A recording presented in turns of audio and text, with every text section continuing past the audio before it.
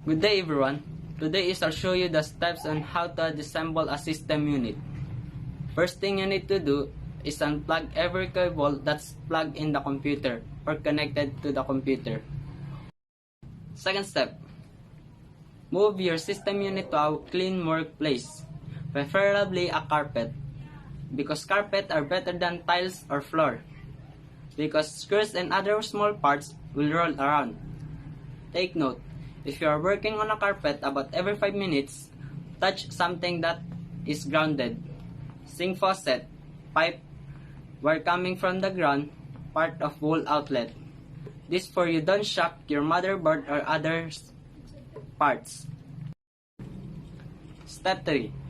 Take the black casing off of the system unit by sliding it towards the front side.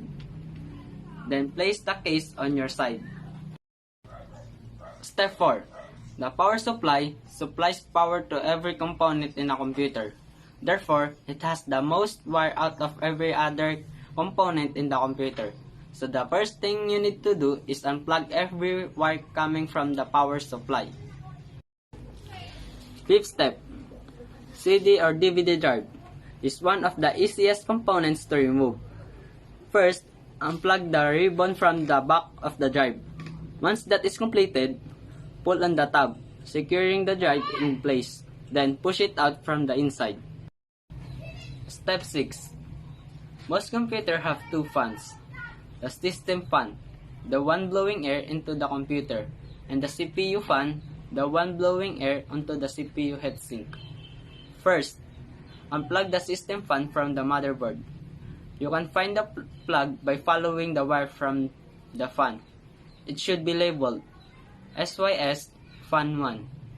Next, you will have to unscrew the fan from the outside. You should now be able to lift the fan out of the system unit. Step 7. The CPU fan is located right on top of the CPU heatsink, which is large piece of metal with fans on the top. The CPU fan plugs into the motherboard, which is hard to access, but just follow the wires and you will easily find it. To remove the fan from the heatsink, remove the 4 screws securing it in place. Step 8.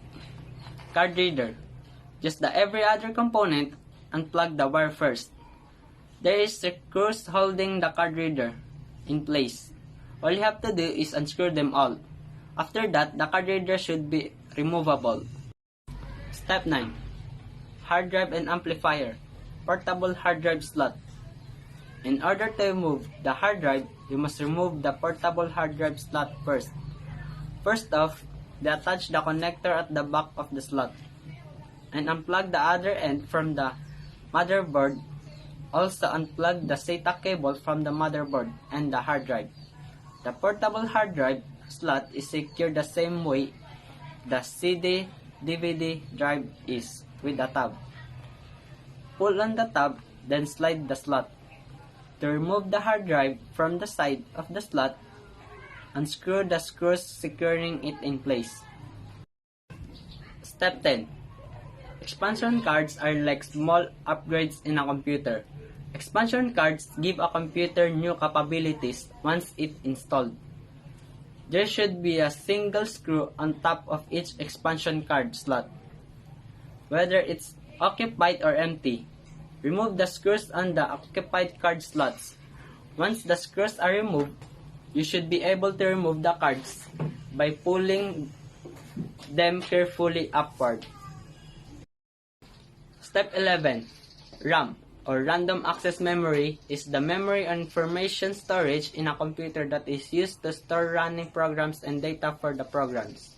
To remove the RAM, push down on both tabs holding the RAM in place, which are located at both ends of the RAM. Step 12. Remove the heatsink assembly by alternating loosening the captive screws that secure the heatsink assembly to the motherboard. Continue loosening each screw until all the screws are no longer securing the heatsink. Grasp the heatsink by its plastic mounting bracket, and while gently pulling upward. Slowly wiggle the assembly back and forth to break the adhesive seal of the thermal compound. Step 13. Remove the CPU with care. Flip the metal bar to loosen the metal clamp that holds the CPU in place. Carefully raise the clamp away from the CPU after you loosen it. Use 2 fingers to lift the CPU out of its socket. Lift the processor directly upward and avoid moving it side to side while in its socket. Step 14. The motherboard links every component in the computer together. The CPU, RAM, and expansion cards are attached directly to it, and every other part of the computer is in one way or another attached to it. The motherboard has 7 screws holding it to the frame, which are indicated by large white circles around them. Remove those 7, then lift the motherboard off of the frame. Video, and my name is Fahad Dimasar, and I'm grade 12 CSS student of Alaminos City National High School.